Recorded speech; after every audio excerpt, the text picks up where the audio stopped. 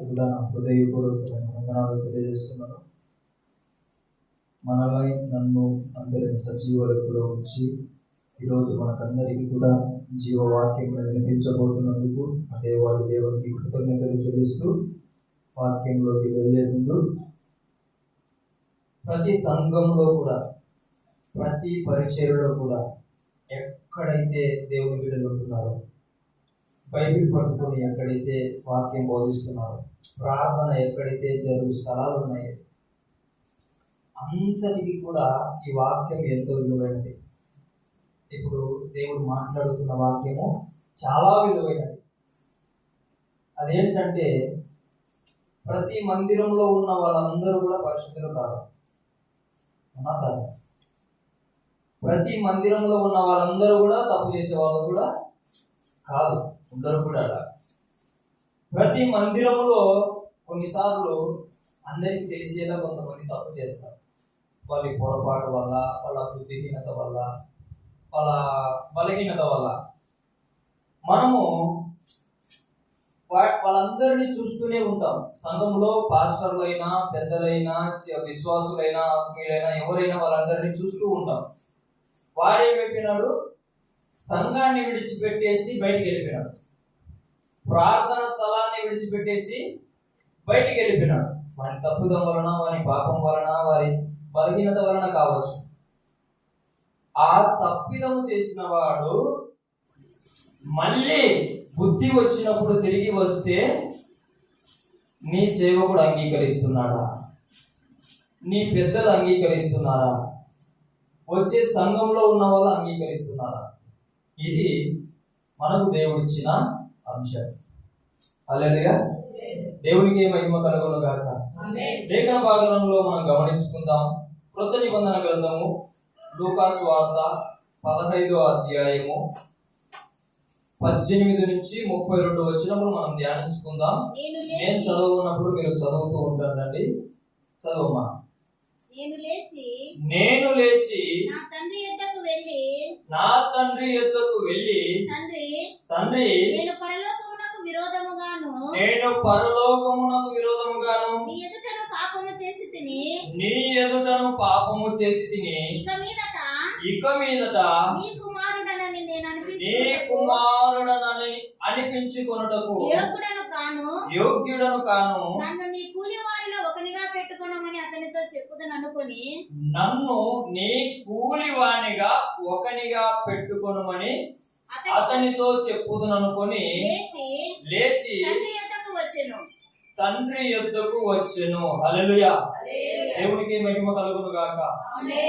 ఇక్కడ లేఖనం ఏం చెప్తుంది అంటే, వాక్యం ఏం చెప్తుంది అంటే, దేవుడు ఈ పరిశీలులను కొంతమంది అతి పరిశుద్ధులను ఉద్దేశించి ఈ ఉపమానాలు చెప్పడం జరిగింది. అందులో భాగంగా ఒక చిన్న కుమారుడు, ఒక పెద్ద కుమారుడు అనే ఉపమానం కూడా మనకి ఇక్కడ కనిపిస్తుంది. మనం చదువుకున్న లేఖన భాగం కూడా అదే. హల్లెలూయా. రెండు చేతులు బిగ్గరగా దేవుని స్తుతిద్దాం. హల్లెలూయా. దేవుని నామానికి మహిమ కలుగును గాక.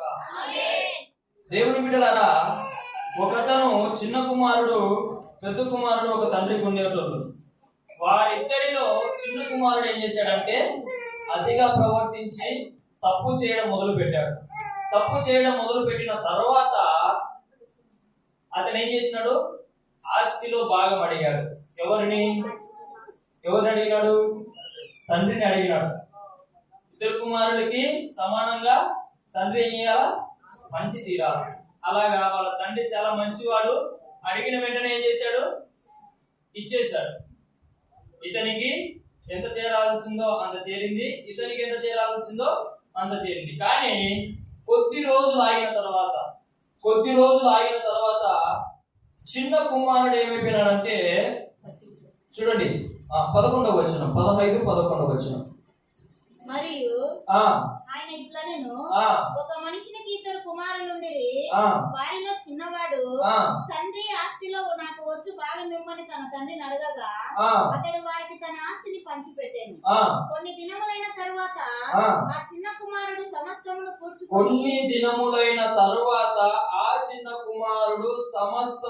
కూర్చుకొని దూరదేశమునకు ప్రయాణమై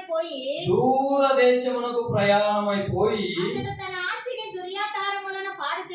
అచ్చట తన ఆస్తిని దుర్వ్యాపారము వలన పాడు చేసెను. హల్లెలూయా. దేవునికి మహిమ కలుగును గాక. చిన్న కుమారుడు ఏం చేసినాడు? తండ్రి దగ్గర నుంచి తీసుకున్న ఆస్తి మొత్తము ఆలోచించి, నేను ఏమైనా బ్రతకగలను, ఎక్కడైనా నేను బ్రతకగలను, ఏమైనా నేను చేసుకోగలుగుతా, నా తండ్రి ఉన్నా తల్లి ఉన్నా లేకున్నా కూడా నేను చేసుకోగలుగుతా, నాకు ఎవ్వరి అండ అక్కర్లేదు, నా దగ్గర ఏముంది? డబ్బు ఉంది, నా దగ్గర ఏముంది? ఆస్తి ఉంది అని చెప్పేసి బయటికి వెళ్ళిపోయినాడు. ఎక్కడి నుంచి? తల్లిదండ్రుల నుంచి, అన్నదమ్ముల నుంచి, అంత ఆడంబరం నుంచి, అంత ఆస్తి పంచిపెట్టాడంటే తన తండ్రికి ఎంత ఆస్తి ఉండాలి? హల్లెలూయా. అంత గొప్ప ఇంట్లో నుంచి అతను బయటకు వచ్చేసాడు. కళ్ళకు కనిపించే డబ్బును బట్టి, కళ్ళకు కనిపించే ఆస్తిని బట్టి ఏమైపోయింది? గర్వం వచ్చో, లేదంటే నేను ఎంజాయ్ చేయలేకపోతున్నా, మా తల్లిదండ్రుల దగ్గర ఉంటే నేను ఉల్లసించలేకపోతున్నా, ఈ లోకంలోనే నేను ఆస్వాదించలేకపోతున్నా అని చెప్పేసి పారిపోయినాడు. ఎక్కడికి? వేరే దేశానికి వెళ్ళిపోయినాడు. ఆ తండ్రికి, ఆ అన్నకు, ఇంక ఎవరికి చిక్కకోకుండా బయటికి వెళ్ళిపోయి బాగుపడ్డా అంటే బాగుపడ్డా? బాగుపడ్డా. తల్లిదండ్రులను వదిలేసిన వాళ్ళు ఎవరు కూడా బాగుపడ్డారు, అవునా కదా? తల్లిదండ్రులను వదిలేసిన వాళ్ళు ఎవరు బాగుపడరు. మనకు కనిపిస్తుంటారు బాగున్నారని, వాళ్ళ ఒంట్లో శరీరంలో రోగం అనేది నీకు తెలియదు, వాళ్ళు వెనుక పడుతున్న అప్పుల బాధలు నీకు తెలియదు. నిజం, ఇవన్నీ తల్లిదండ్రులను తిట్టడం వల్ల, తల్లిదండ్రులను కొట్టడం వల్ల, తల్లిదండ్రులను వెలివేయడం వల్ల వచ్చిన శాపాలు ఉంటాయి. కొన్ని దాంట్లో రోగం ఉండొచ్చు, దాంట్లో అప్పులు మీద పడి ఉండొచ్చు, అందులో మనకు ఆశీర్వాదం లేకుండా ఉండొచ్చు. ఏదైనప్పటికీ కూడా అది తల్లిదండ్రుల నుంచి వచ్చిన శాపం. వాళ్ళు నీ మీద పెట్టినారని కాదు అర్థం. వాళ్ళను నువ్వు దూరం చేసుకోవడం వలన నీకై నీవు కొనుక్కొని తెచ్చుకున్న శాపాలు ఇవన్నీ. హల్లెలూయా. రోగమైనా, అప్పులైనా, ఇంకొకటి ఏదైనా సరే. హల్లెలూయా. అందుకే దేవుడు చెప్పగానే చెప్పాడు ఏమని? నీవు దీర్ఘాయుష్మంతుడవునట్లు పలకండి, నీవు దీర్ఘాయుష్మంతుడవునట్లు నీ తల్లిని నీ తండ్రిని సన్మానింపు. సన్మానింపు అంటే సేవ వేసి పూలకి ఇవ్వడం కాదు. ఆకలినప్పుడు, ఆమెకి ఏదన్నా కావాలన్నప్పుడు, అనారోగ్యం వచ్చినప్పుడు, హల్లెలూయా, దానినే సన్మానించడం అంటారు, దానినే చూసుకోవడం అంటారు. హల్లెలూయా. ఆమె ఏదో అది చేసింది ఇది అని చెప్పేసి నువ్వు పెద్ద చాలా రాజకీయాలు కప్పుతున్నారు కదా, అట్లా కప్పితే తల్లిదండ్రులు ఎవరు పొంగిపోరు. అర్థమైందా? బాగా లేనప్పుడు నువ్వేం చేయాలా? ఆ బిడ్డను ఆదరించే విధంగా మాట్లాడాలా. ఆ బిడ్డ ఏడుస్తున్నప్పుడు, కష్టంలో వచ్చినప్పుడు నువ్వు వండి చేసే విధంగా ఉండాలా. అప్పుడు నీ తల్లి నీ కోసం కన్నీటి ప్రార్థన చేస్తుంది. అప్పుడు నువ్వు ఆశీర్వదించబడతావు, అప్పుడు నువ్వు దీవించబడతావు, అప్పుడు నువ్వేమైపోతావు? దేవునికి దగ్గర అయిపోతావు. హల్లెలూయా. హల్లెలూయా. మనం దీర్ఘాయుష్మంతులు అవ్వాలంటే మన తల్లిదండ్రులు బాగుండాలి. దీర్ఘాయుష్ అంటే ఏంటి? నిండు నూరేళ్ళు చక్కగా బ్రతకాల. నిండు నూరేళ్ళు అప్పులతో కాదు, నిండు నూరేళ్ళు రోగాలతో కాదు, నిండు నూరేళ్ళు అందరినీ దూరం చేసుకొని కాదు. హల్లెలూయా. నిండు నూరేళ్ళు మంచి ఆరోగ్యంతో, మంచి ధనం, సంపద, ఆశీర్వాదంతో, మంచి బంధువు మిత్రులు అందరితో కలిసి మెలిసి, అది నిండు ఆయుష్తో దీర్ఘాయుష్మంతులు అవ్వడం అంటే. హల్లెలూయా. దేవునికి మహిమ కలుగును గాక. అవి ఎప్పుడు దొరుకుతాయంటే, ఇలాగా తండ్రి ఆస్తి పంచినప్పుడు దాన్ని డబల్ చేసుకునే రీతిలో నువ్వు ఆలోచించుకో. దేవుణ్ణి అడిగి, ఏంటి మీ తల్లిదండ్రుల సలహాలు తీసుకొని. కానీ నువ్వేం చేసినావు? నీ సొంత ఆలోచన, నీ సొంత కోరికల కోసం, నీ సొంత ఎంజాయ్మెంట్ కోసం దాన్ని ఏం చేసినావు? దుర్వ్యాపారం చేస్తున్నావు. హల్లెలూయా. అదే చేశాడు, వెళ్ళిపోయినాడు. వెళ్ళిపోయిన తర్వాత మళ్ళీ ఏం చేస్తున్నాడు? చూడండి ఇక్కడ, ఇక మీదట 19వ వచనం, ఇక మీదట నీ కుమారుడనని అనిపించుకొనుటకు యోగ్యుడను కాను, నన్ను నీ కూలి వారిలో ఒకనిగా పెట్టుకొనుమని అతనితో చెప్పుదుననుకొని లేచి తండ్రి యొద్దకు వచ్చెను. హల్లెలూయా. ఈ చిన్న కుమారుని చూస్తే ఈ విషయంలో సంతోషపడాలి. ఎందుకంటే వాడు వెళ్ళిపోయినాడు, అయిపోగొట్టినాడు, ఎలా తిరిగినాడో ఏం చేసినాడో ఏమోలే, కానీ పిరికోనిలాగా ఆత్మహత్య చేసుకోలే. లేదంటే పోతే పోయిందిలే, నేను అడక్క తినే బతికే కదా నాదని చెప్పేసి అడక్క తింటూ రోడ్లమ్మడి ఊర్లమ్మడి తిరిగి వాళ్ళ అమ్మ నాన్నకు చెడ్డ పేరు తేలే. ఆయన ఏం చేసినాడంటే, నేను ఇక్కడ నానా అవస్థలు పడుతున్నా కదా, నా తండ్రి ఇది చూస్తే తట్టుకోలేడు. ఆ తండ్రి ప్రేమను గుర్తు తెచ్చుకున్నాడు. అతను చూసుకున్న ప్రేమలో తల్లి చూసిన ప్రేమ, తండ్రిలో చూసిన ప్రేమ గుర్తు తెచ్చుకున్నాడు. నా తల్లి ఇలా వదిలిపెట్టదు. నేనేమో అక్కడ ఉన్నప్పుడు రాజభోగం అనుభవించా, నా తండ్రి దగ్గర ఉన్నప్పుడు నేను అన్ని అనుభవించా, కానీ ఈరోజు నేను ఏదో ఒక దేశానికి వచ్చి ఎవడో నాకు పందులను చూసుకుంటుంటే ఆ పంది తినే పొట్టుతో నేను బ్రతుకుతున్నా. ఇంత కర్మ నాకు అవసరం లేదు కదా. నా తండ్రి దగ్గరికి వచ్చి నేను కుమారుడిగా ఉన్నానయ్యా, నీ కూలోనిగా నేను బ్రతుకుతానని చెప్పిన కూలోనిగా బ్రతికి ఈడ యజమాని ఏం చేస్తున్నాడు, సరైన తిండి పెట్టడం లే కాబట్టి పంది తినే పొట్టుతో పడుకొని పుకాలని ఆశపడుతున్నాడు. కానీ నా తండ్రి అలాంటోడు కాదు.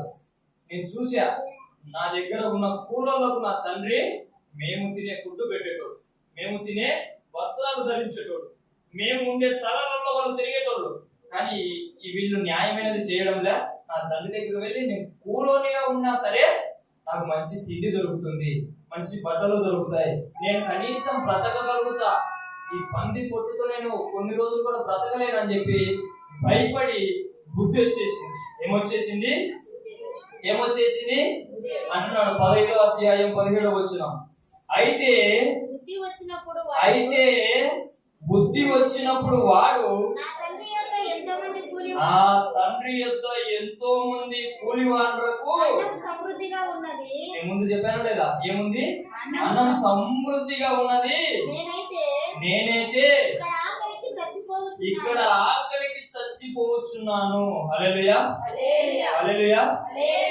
చూడండి దేవుని బిడ్డలారా, మీరు ఎన్ని సార్లు ఇంట్లో నుంచి వెళ్ళిపోయినా మీరు ఇంటికి వస్తే మీ తల్లిదండ్రులు నిన్ను ఇష్టపడతారు.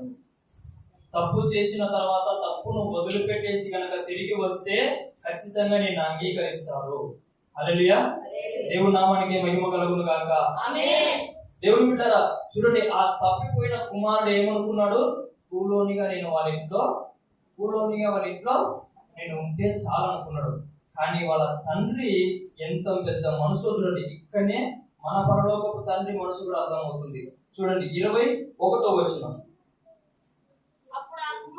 అప్పుడు ఆ కుమారుడు అతనితో తండ్రి, నేను పరలోకమునకు విరోధముగాను నీ ఎదుటను పాపము చేసి తిని ఇక మీదట నీ కుమారుడనని అనిపించుకున్నటకు యోగ్యుడను కానే నేను. అయితే తండ్రి తన దాసులను చూచి ప్రశస్త వస్త్రము త్వరగా తెచ్చి వీనికి కట్టి వీని చేతికి ఉంగరం పెట్టి పాదములకు చెప్పులు తొలగించుడి అని చెప్పాడు. హల్లెలూయా. అంతేకాదు, క్రొవ్విన పశువును తెచ్చి వధించుడి, మనము తిని సంతోషపడుదుము. హల్లెలూయా. ఈ మాట చదివినప్పుడల్లా నాకు అక్కడ ఉండే తండ్రి కనిపించాడు, కానీ మన కోసం ప్రాణం పెట్టిన యేసయ్య నాకు కనిపిస్తాడు. హల్లెలూయా. ఆయన కూడా అంతే, ఏం ఆలోచించడండి, నువ్వు తప్పును ఒప్పుకొని ఆయన దగ్గరికి వస్తే ఎలా. ఇంకొక మంచి మాట చూడండి, ఇక్కడ ఏమనింది? ముద్దు పెట్టుకొని అంటుంది చూడండి 20వ వచనం. వాడింకా దూరముగా ఉన్నప్పుడు తండ్రి వాడిని చూసి కనికరపడి పరిగెత్తుకొని వాని మెడ మీద ముద్దు పెట్టుకొనెను. హల్లెలూయా. దేవునికి మహిమ కలుగును గాక. హల్లెలూయా. ఏమంట? వాడు ఇంకా ఇంట్లోకి రాకముందే, వాడు ఇంకా దూరంగా ఉండగానే ఏం చేసినాడంట ఆ తండ్రి? పరిగెత్తుకుంటూ వెళ్ళి గట్టిగా కౌగిలించుకొని తన మెడ మీద ముద్దు పెట్టుకున్నాడు. హల్లెలూయా. మన దేవుడు కూడా మోకరించిన వెంటనే, నువ్వు పాపాలు ఒప్పుకుంటుండగా వెంటనే ఏం చేస్తాడు తెలుసా? నీ దగ్గరికి వచ్చి నిన్ను ముద్దు పెట్టుకుంటాడు. హల్లెలూయా. దేవుడికి మహిమ కలుగును గాక. ఆయన చేత నీవు ప్రేమించబడాలంటే నువ్వు ఆస్తులు ఇవ్వాల్సిన అవసరం లేదు, వేల వేల దశమ భాగాలు ఇవ్వాల్సిన అవసరం లేదు, కొన్ని ఏంటంటో కానుకలు వేస్తుంటారు, ఆ కానుకలు వేయాల్సిన అవసరం లేదు. పాపములు చేసిన తప్పును ఒప్పుకుంటే చాలు, ఆయన ముద్దు పెట్టుకుంటాడు. ఆయన మదిలో నిన్ను చేర్చుకుంటాడు, ఆయన హృదయంలో నిన్ను చేర్చుకుంటాడు, ఆయన రాజ్యంలో నీకు చోటిస్తాడు. హల్లెలూయా. కానీ నువ్వు రావడానికి ఇష్టపడుతున్నావా? ఒకసారి ఆలోచించు. అలాంటి చిన్న కుమారులు ఎంతో మంది పోయింటారు. ఎక్కడి నుంచి? సంఘాలలో నుంచి, ఎక్కడి నుంచి? ప్రార్థనా స్థలాలలో నుంచి, ఎక్కడి నుంచి? దైవ సేవకుల నుంచి. అనేక మంది తప్పులు చేస్తారు. తప్పు చేసినప్పుడు ఎవరికి కూడా ప్రార్థన చేయాలనిపించదు, తప్పు చేసినప్పుడు ఎవరికి కూడా మందిరానికి రావాలనిపించదు, తప్పు చేసినప్పుడు ఎవరికి కూడా పరిశుద్ధులతో అంటే వాక్యం చెప్పే వారితో కానీ ప్రార్థన చేసే వారితో కానీ తిరగబుద్ధి కాదు. హల్లెలూయా. అలాగా వెళ్ళిపోయిన వ్యక్తులు చాలా మంది ఉన్నారు.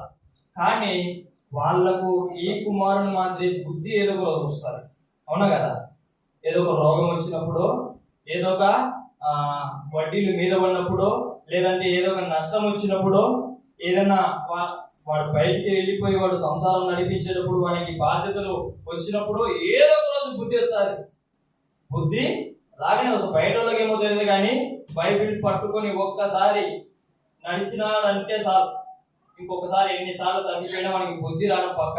ఎందుకంటే దేవుడు మామూలుగా విడిచిపెట్టాడు. అసలు బాప్తిసం తీసుకున్నాడంటే అయిపోయి, ఆయన సొత్తు ఆయన రాజ్యంలో ఉండిపోవాల్సిందే, అంతే, ఇంకొక ఆప్షన్ లేదు అతనికి.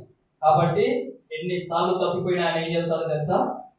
పట్టుకుంటాడు, మాట్లాడినప్పుడు నువ్వేం చేయాలా? తిరిగి రావాలా, తిరిగి వచ్చినప్పుడు నిన్ను ముద్దు పెట్టుకుంటాడు. హల్లెలూయా.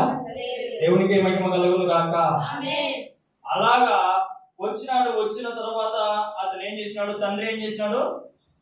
కొవ్విన పశువును వధించి ఏం చేశాడు? విందు చేశాడు.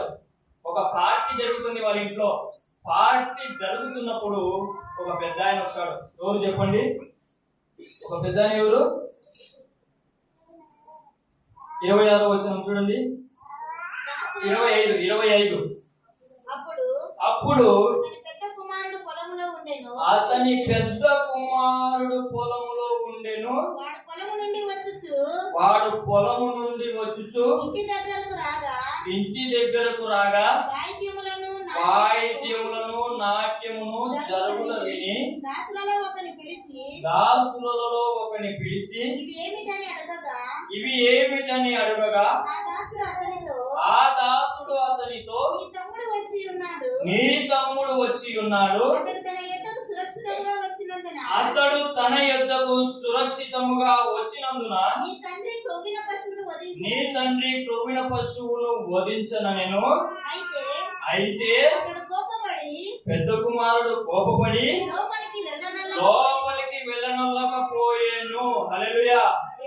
దేవుడికి మహిమ కలుగును గాక. మందిరాలలో పెద్ద కుమారుడు ఉంటూనే ఉంటారు.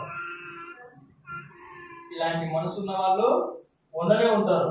నేను చెప్తున్నా, దేవుడు చెప్తున్నాడు ఏమని అంటే, నువ్వు పార్టీకి పోయినా పోకపోయినా ఆ పార్టీ జరుగుతుంది, ఆ విందు జరుగుతుంది. అర్థమైందని చెప్పినది.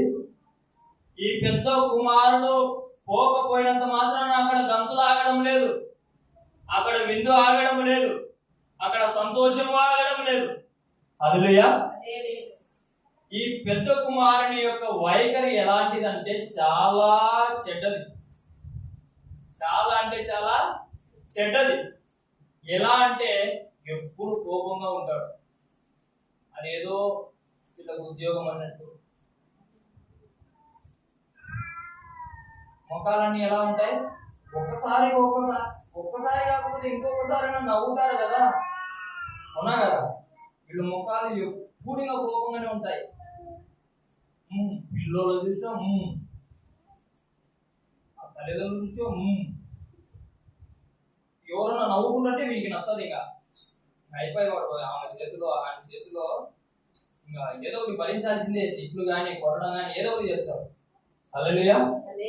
అది సంఘాలలో పనికిరాదు. నీ కొడుకు దగ్గర పనికొచ్చేదేమో, నీ కూతురు దగ్గర పనికొస్తుందేమో, సంఘాలలో అలా ఉండదు. అందుకే చాలా మందిని చూసారా, ఈ పెద్ద కుమారుని వల్ల, ఈ పెద్ద కుమారుడు సంఘాలలో ఉండడం వల్ల తప్పిపోయిన వాళ్ళు తిరిగి రాలేరు. అర్థమైనా నేను చెప్తున్నది? తప్పిపోయిన వాళ్ళు తిరిగి రాలేరు. అదే కాకుండా కొత్త విశ్వాసులు కూడా రాలేరు. వాళ్ళకి ఎలా ఉండాలో ఏం చేయాలో తెలియదు కదా. వీడు అతి పరిశుద్ధుడు కదా, అతి నీతిమంతుడు కదా, వీడు వచ్చని అతన్ని ఏం చేస్తాడు, ఏదో ఒకటి వేలు పెట్టి నీ కటింగ్ బాగాలేదు, నీ డ్రెస్ బాగాలేదు, నీ ప్యాంట్ బాగాలేదు, ఏది బాగాలేదు అని చెప్పేసి ఇన్ని వచ్చిన రోజే పడగొడతాడు. వచ్చిన రోజే పడగొట్టి పరిగెత్తించాడు. ఇంకా అడ్రస్ ఉన్నాడు ఈ మందిరం చుట్టూ, ఇంకొకసారి కన్నెత్తి కూడా చూడాలి. ఈ పెద్ద కుమారుని వల్ల ఈ మనసు ఉంటే ఈ విధంగా జరుగుతుంది. అదే కాదు, తప్పిపోయిన వాడు రాలేడు, కొత్తగా వచ్చిన వాళ్ళు ఉండలేరు, ఉండేటోళ్ళు కూడా ఉన్నారు. వీళ్ళుంటే ఇంత భయంకరం. ఈ పెద్ద కుమారుడు ఉంటే అంత చాలా భయంకరం. హల్లెలూయా, హల్లెలూయా. ఎప్పుడు ఏదో ఒకటి పోగొట్టుకున్న మాదిరి ఉంటాడు, ఎవరికి ఇచ్చేవాడిగా ఉన్నాడు. హల్లెలూయా. ఎప్పుడు ఏదో ఒకటి పోయింది, నాదే పోయింది, నా ఒక్కనే పోయింది, నేను ఒక్కనే పరిశుద్ధుడు, నేను ఒక్కనే నీతిమంతుడు, నేను ఒక్కనే వాక్యం చదువుతా, నేను ఒక్కనే పాట పాడతా, నేను ఒక్కనే వాయిద్యాలు కొడతా, నేను ఒక్కనే వాక్యం చెప్తా. హల్లెలూయా. ఆ మనసు మనకు ఉన్నది ఎప్పటికీ కూడా. అది ఉంటే క్రీస్తుకు చాలా నష్టం జరుగుతుంది, దేవుని బిడ్డలకు చాలా నష్టం జరుగుతుంది, సంఘానికి చాలా నష్టం జరుగుతుంది. హల్లెలూయా, హల్లెలూయా. దేవుని బిడ్డలారా, మనం అందరినీ ఆహ్వానించేలా ఉన్నారు. మీరు అనొచ్చు, ఒకసారి తప్పు చేయొచ్చే, 2 సార్లు తప్పు చేయొచ్చే, 3 ఎన్నిసార్లు తప్పు చేయొచ్చండి, ఏ తప్పు కావాలా? అదే పేతురు భక్తులు కూడా అడిగినాడు. ఎవరిని? యేసు ప్రభుల వారిని. మత్తయి సువార్త చూడండి, మత్తయి సువార్త 18వ అధ్యాయము 21-22 చదవండి. ఆ సమయమున పేతురు యేసుక్రీస్తు ప్రభుల వారి దగ్గరికి వచ్చి, ప్రభువా, నా సహోదరుడు నా ఎడల తప్పిదం చేసిన ఎడల నేను ఎన్నిసార్లు క్షమించాలి? 7 మారుల మట్టుగా నేను. అందుకు యేసయ్య ఏమన్నాడంటే, విననా, 7 మారుల మట్టుకే కాదు, 70 ఏళ్ల మారుల మట్టుకని నీతో చెప్పుచున్నాను. 70 సార్లు కాదు, 70 రోజులు కాదు, 70 ఏళ్ల మారులు. 70 ఏళ్ళు అంటే 70 సంవత్సరాల మటుకు. అంత ఓపికందా తెచ్చుకోవాలా? తెచ్చుకుంటేనే నువ్వు కూడా దేవునికి కుమారుడు అవుతావు, తెచ్చుకుంటేనే దేవునికి ఇష్టమైన వ్యక్తి అవుతావు, తెచ్చుకుంటేనే దేవునికి వాక్యానికి అనుకూలంగా ఉంటావు, వాక్యానికి విధేయత చూపించినట్టు అవుతుంది. హల్లెలూయా. అరవచ్చు, అరవద్దని చెప్పడం లేదు, కానీ ఒక పద్ధతి ఉంటుంది. ఆత్మను రక్షించాలనే మాటలు వేరుంటాయి, ఆత్మను పోగొట్టాలనే మాటలు కూడా వేరుంటాయి. అవునా కదా? హల్లెలూయా. ఆత్మను రక్షించే మాటలు కొన్ని ఉంటాయి, పోగొట్టే మాటలు కొన్ని ఉంటాయి. అవి ఏంటో ప్రతి ఆదివారము దేవుని చేత జ్ఞానం బోధించబడుతూనే ఉంటుంది, ప్రతి సంఘాలలో కూడా. అవి నేర్చుకొని మనం ఏం చేయాలా? కొత్తగా ఎవరన్నా వస్తే ఎలా మాట్లాడాలా, ఏం పేరుని కలుపుకోవాలి, అలా కుటుంబం గురించి కనుక్కోవాలి. మీ కుటుంబం గురించి నేను ప్రార్థిస్తాను. ఎల్లప్పుడూ కూడా సంతోషంగా ఉంటుంది, ఎప్పుడు ఆనందంగా ఉంటుంది, దేవుడు మీకు ఎప్పుడు సహాయం చేస్తాడు. మేమందరం మీకు తోడుంటాం, సంఘం అంతా, సంఘ పెద్దలంతా, సంఘ పాస్టర్ ఎప్పటికీ మీకు తోడుంటారు, మీ కుటుంబానికి తోడుంటారు, భయపడకండి అని చెప్తే ఎలా ఉంటుంది? సంఘాన్ని విడిచిపెట్టి వెళ్ళిపోతుంది కదా. అతనికి ఒక ప్రేమ దొరుకుతుంది. ఏ ప్రేమ తెలుసా? వాడు పుట్టినప్పుడు, ఆత్మగా పుట్టినప్పుడు దేవుడు చెప్పిన వాగ్దానాలు గుర్తుకుంటాయి అతను. ఆత్మ ఆ మాటలన్నీ, ఆ ప్రేమ అంతా ఒకరోజు మళ్ళీ వాళ్ళ మధ్య ఇచ్చినప్పుడు, వాళ్ళ నాన్న ఇచ్చినప్పుడు, వాళ్ళు అందరూ వెలివేసినప్పుడు అతనికి గుర్తుకొస్తాయి. నాకు ఎక్కడ ప్రేమ దొరికిందంటే క్రీస్తు ప్రార్థనా మందిరంలో ప్రేమ దొరికిందని చెప్పుకొని పరిగెత్తుకుంటా ఇంటికి రావాలా. హల్లెలూయా, దేవునికి మహిమ కలుగును గాక. ఆమేన్. అలాంటి బిడ్డలుగా, అలాంటి దేవుని శిష్యులుగా, అలాంటి దేవుని కుమారులుగా మనం ఉండాలి. అదే దేవుని ప్రణాళిక, అదే దేవుని చిత్తమై ఉంటున్నది. హల్లెలూయా. ఈ పెద్ద కుమారుడు ఏం చేస్తాడు? చదవండి, లూకా సువార్త 15వ అధ్యాయము 28. అయితే అతడు కోపపడి లోపలికి వెళ్ళకపోయేను గనుక అతని తండ్రి వెలుపలికి వచ్చి లోపలికి రమ్మని బతిమాలుకొనెను. ఆ తండ్రిని చూడండి మీరు. ఆ బైబిల్ గ్రంథంలో చెప్తున్న తండ్రి ఆ పరలోకపు తండ్రి. హల్లెలూయా. ఆయన చూడండి, ఆయన తప్పిపోయిన వాడిని తిరిగి పట్టుకొస్తున్నాడు. ఇప్పుడు తప్పిపోయేటోడిని కూడా తిరిగి పట్టుకుంటున్నాడు. ఎలాగా? బ్రతిమలాడుతూ. పోయినోడు వచ్చేలా చేసుకుంటున్నాడు. పోయేటోడు ఇంకా కోపడితే ఏమవుతుంది? గర్వం వస్తుంది. గర్వం వస్తే తప్పిపోతాడు. తప్పిపోతే దేవుడికి దూరం అవుతాడు. ఆయన, ఆ తండ్రి ఆ చిన్న కుమారుని కౌగిలించుకొని ముద్దు పెట్టుకున్నాడు. ఈ పెద్ద కుమారుడి దగ్గరికి వచ్చి బ్రతిమలాడుకుంటున్నాడు. ఆయన ప్రేమ అలాంటిది. తండ్రి ప్రేమ ఎలాంటిదో అర్థమవుతుందా? యేసయ్య ప్రేమ ఎలాంటిదో అర్థమవుతుందా? హల్లెలూయా. నిన్ను ఇష్టపడతాడు, తప్పిపోయినటువంటి కూడా ఇష్టపడతాడు. కానీ ఆయనను ముద్దు పెట్టుకుంటాడు. ఎందుకంటే వాడు వచ్చాడు కాబట్టి. నువ్వు రావు, నీకు కోపం ఎక్కువ, నీకు కొద్దిగా ఏమైపోయింది, తమ్మునికి సంతోషం, తమ్ముని మీద సంతోషంతో నాన్న ఇవన్నీ చేయడం వలన నీ గుండె ఏమైపోయింది అంటే రాయి బండ అయిపోయింటారు. కొద్దిగా దాంతో యేసయ్య ప్రేమ పంపిద్దాం అనుకున్నా కూడా పోదు. ఏదో ఒక సూది పెట్టి రంధ్రం పెట్టి పంపించాలి, చాలా కష్టము. హల్లెలూయా. అంతవరకు ఎలా ఉంటామంటే, నేనే వీరుణ్ణి, నేనే సూర్యుడిని, నేనే పరిశుద్ధుణ్ణి, నేనే నీతిమంతుణ్ణి, నేనే వాక్యం ప్రకారం నడుచుకుంటున్నా. ఆ పెద్ద కుమారుడు అనే మాటలు చూడండి మీరందరూ కూడా. 28వ వచనం,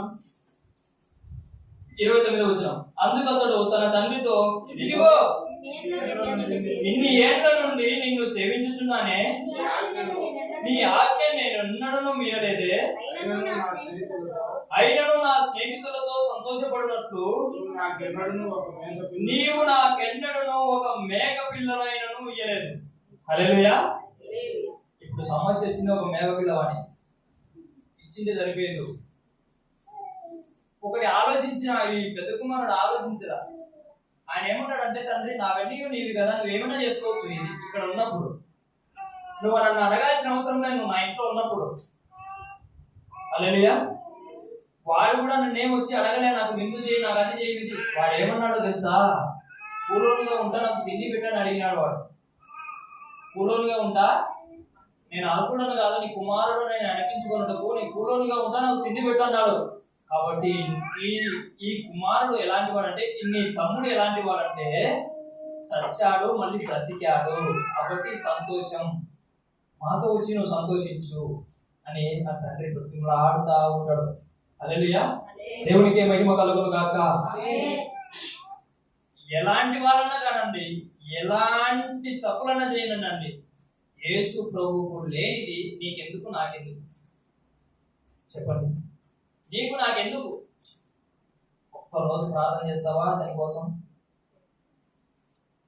నెలలో కనీసం ఒక్కరోజు ఉపవాసం ఉంటావా అతని కోసం?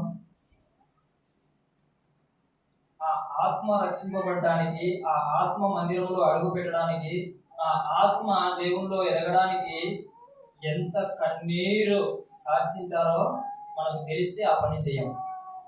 మనకు తెలిస్తే అంత ఈజీ, అస్సలు అంత ఈజీ కాదు. దేవుని మందిరంలో ఒక వ్యక్తి దేవుణ్ణి తెలుసుకొని అడుగు పెట్టడం అంటే ఎంతో మంది ప్రార్థించిండాలా, ఎంతో మంది ఉపవాసం ఉండాలా, ఎంతో మంది అనేక రకాల విజ్ఞాపనలు, యాచనలు చేసి ఉండాలా. అప్పుడు మాత్రము ఆత్మ రక్షింపబడుతుంది. హల్లెలూయా. పుట్టుకుమని నువ్వేమంటున్నావు?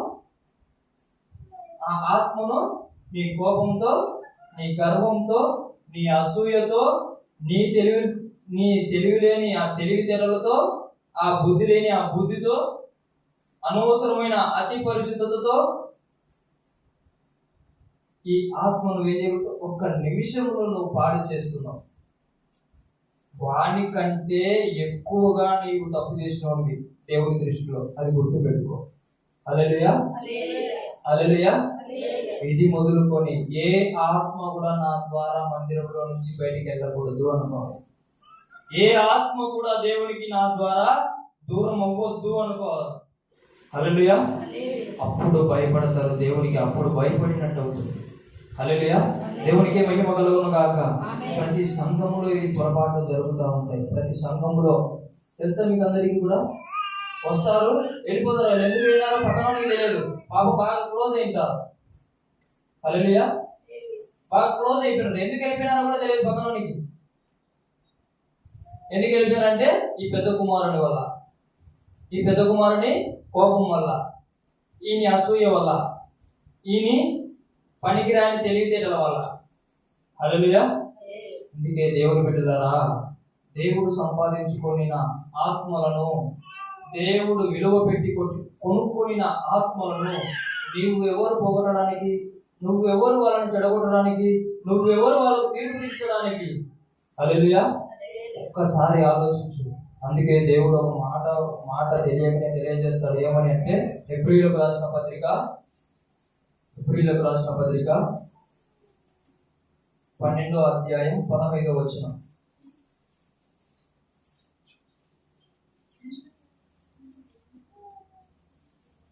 12వ అధ్యాయం 15వ వచనం. మీలో ఎవడైనాను దేవుని కృపను పొందకుండా, బాగా వినండి, దేవుని కృపను పొందకుండా తప్పిపోవునేమో అని, దేవుని కృపను పొందకుండా తప్పిపోవునేమో అని చేదైన వేరు ఏదైనను మొలచి కలవరపరచుట వలన అనేకులు అపవిత్రులై పోదురేమో. హల్లెలూయా. దేవునికి మహిమ కలుగును గాక. ఆ చేదైన వేరేంటో తెలుసా? కోపం. ఆ చేదైన వేరేంటో తెలుసా? అతి పరిశుద్ధత. ఆ చేదైన వేరేందో తెలుసా? అన్ని నాకే తెలుసు. ఆ చేదైన వేరేందో తెలుసా? నీవు ఎక్కువ ప్రార్థన చేస్తున్నావు, ఎక్కువ వాక్యం చదువుతున్నావు, ఎక్కువ అన్ని చేస్తున్నావు, కానీ ఆత్మ దగ్గర మాట్లాడే తీరు లేకపోవడం. హల్లెలూయా. అలా చేదైన వేరు మీలో ఏదన్నా పడుతుందేమో అని, ఏదైనా కృపను పక్కన పెట్టేసి చేదైన వేరును మీరు అంగీకరిస్తారేమో అని దేవుడు ఆలోచిస్తున్నాడు. హల్లెలూయా. సంఘం ఆలోచిస్తుంది, సంఘ సేవకులు ఆలోచిస్తున్నారు. హల్లెలూయా. ఆ చేదైన వీరు మీలోకి చొరబడనీయకండి. కాపాడాల, అనేక ఆత్మలను రక్షించాలా. మీకు తెలిసే ఉంటుంది, నాకైతే. హల్లెలూయా. బస్సు ప్రమాదం తెలుసా మీకు? బస్సు ప్రమాదం తెలుసా? తొక్కిసలాటలో చనిపోయిన వాళ్ళ గురించి తెలుసా? అనవసరంగా చావు అనేది వాళ్ళకి అవసరం లేనప్పుడు ఏమైపోయింది? చావు వచ్చేసింది. వస్తారా మళ్ళా? అవసరమా మనకి ఇవన్నీ కోపాలు? గర్వం అవసరమా? పోయి హైదరాబాద్ పోయి మళ్ళీ ఇంటికి వచ్చినప్పుడు ఉంటామా? అదే వాళ్ళు కూడా ఏమైపోయినారు, హైదరాబాద్కి వెళ్ళి ఇటు వచ్చి నింటారు. తండ్రి కూతురు ఆలోచనలే భయంకరంగా ఉన్నాయి. వాళ్ళకి ఎన్ని డ్రీమ్స్ ఉంటాయి, ఎన్ని కోరికలు ఉంటాయి. హల్లెలూయా. అవన్నీ క్లోజ్ అయిపోయింది. హల్లెలూయా. వాళ్ళ బంధువుల బాధలు, వాళ్ళ రక్త సంబంధుల బాధలు, వారు ఒకవేళ మందిరానికి వచ్చే వాళ్ళైతే వాళ్ళ బాధలు, ఆత్మీయుల బాధలు ఎలా ఉంటుంది? భయంకరమైన పరిస్థితి. మనకెందుకు? మన ప్రాణాన్ని మనం కాపాడుకోలేము. మనకు పగలు అవసరమా? మనకు కొట్లాటలు అవసరమా? మనకు కోపం అవసరమా? ఆ చేదైన వేరు ఎప్పుడైతే ఉంటుందో మనం బయటపడలేము. ఎప్పటికీ కూడా ఏ ఆత్మను, ఒక్క ఆత్మను కూడా రక్షించలేము. హల్లెలూయా. మనకు క్రీస్తు ప్రేమ ఉంటే తప్ప మన ఆత్మలను రక్షించలేరు. హల్లెలూయా. మనలో ఏముండకూడదు? చేయలేన వేరు. ఏముందో నీకు తెలుసు. నాకు చెప్పకు, నీ పక్కన వాళ్ళకి చెప్పకు, నీకు ఎవరికి చెప్పకు, దేవునికి చెప్పు. ఆయన తీసివేస్తాడు, ఆయన నిన్ను బలపరుస్తాడు, ఆయన నిన్ను స్థిరపరుస్తాడు. హల్లెలూయా. ఆయన నిన్ను నిలబెడతాడు. నువ్వు బయటికి రావడానికి దేవుడే సహాయపడతాడు. హల్లెలూయా. దేవునికి మహిమ కలుగును గాక. దేవుని బిడ్డరా, మనం అందరం కూడా ఎలా ఉండాలంటే ఆత్మను రక్షించే విధముగా ఉండాలి తప్ప ఆత్మను నరకంలో తీసి నువ్వే పడవేసేలాగా ఉండకూడదు. ఆ వైఖరి అనేది చాలా చెడ్డది. దేవుని న్యాయానికి చాలా దూరమైనది అది. దాన్ని నువ్వు తెచ్చుకో. హల్లెలూయా. దేవునికి మహిమ కలుగును గాక. అక్కడ చూడండి 30వ వచనం నుంచి, అయితే నీ ఆస్తిని వేశ్యలతో తినివేసిన ఈ నీ కుమారుడు రాగానే వీని కొరకు క్రొవ్విన పశువును వధించితివని చెప్పాను. అందుకు అతడు, కుమారుడా, నీవెల్లప్పుడూ నువ్వు నాతో కూడా ఉన్నావు, నావన్నీ నీవి, మనము సంతోషపడి ఆనందించుట యుక్తమే. ఈ నీ తమ్ముడు చనిపోయి తిరిగి బ్రతికేను, తప్పిపోయి దొరికేనని అతనితో చెప్పాను. హల్లెలూయా. నీ గురించి తండ్రి అయిన దేవుడు బాధపడుతూ ఉంటున్నాడు. నువ్వు ఎప్పుడు వస్తావా అని. వచ్చినప్పుడు నీవు గనక ఒప్పుకుంటే దేవుడి చేత క్షమించబడి ముద్దు పెట్టుకుంటాడు. మళ్ళీ నిన్ను ఏం చేస్తాడు? నువ్వేవో తప్పిపోయే పరిస్థితులలో నిన్ను బ్రతిమలాడుకుంటాడు. హల్లెలూయా. దేవునికి మహిమ కలుగును గాక. తప్పిపోయిన కుమారులు ఎవరైతే ఉంటున్నారో వారిని దేవుడు ఈ వాక్యం ద్వారా ముద్దు కొట్టుకొను గాక. ఎవరైతే ఇప్పుడు తప్పిపోతున్నారో వారిని దేవుడు వచ్చి బ్రతిమలాడును గాక. ఆయన చేత అందరూ పట్టబడుదురు గాక. ఆమేన్. దేవునికి మహిమ కలుగును గాక. చివరి వచనం చూసుకుని మనం ముగించుకుందాం. రోమీయులకు రాసిన పత్రిక 12:18 చూడండి. 12:18. శక్యమైతే నీ చేతనైనంత మట్టుకు సమస్త మనుషులతో సమాధానముగా ఉండుడి. హల్లెలూయా. మనం ఏదానికి పోరాడాలా? సమాధానం. అందరితో సమాధానంగా ఉండడానికి పోరాడాలి. హల్లెలూయా. దేవుని నామానికి మహిమ కలుగును గాక. ఎప్పటికీ కూడా ఆ వైఖరి వద్దు. పెద్ద కుమారుడి వైఖరి వద్దు. మనమందరం కూడా చిన్న కుమారుని లాగా ఏం చేయాలా? తప్పిపోయి తిరిగి రావాలా. తిరిగి వచ్చినప్పుడు కూలోనిగా మనం పెట్టుకోమని ఆ దేవుని అడగాల. ఆయన మనల్ని హత్తుకొని ముద్దు పెట్టుకోవాలా. ఆ వైఖరిలో మనం బ్రతుకుదాం. హల్లెలూయా. దేవునికి మహిమ కలుగును గాక. దేవుడు ఈ మాటలను దీవించి ఆశీర్వదించును గాక. ఆమేన్. ఆమేన్. అందరం మోకరిద్దాం, ప్రార్థన చేసుకుందాం.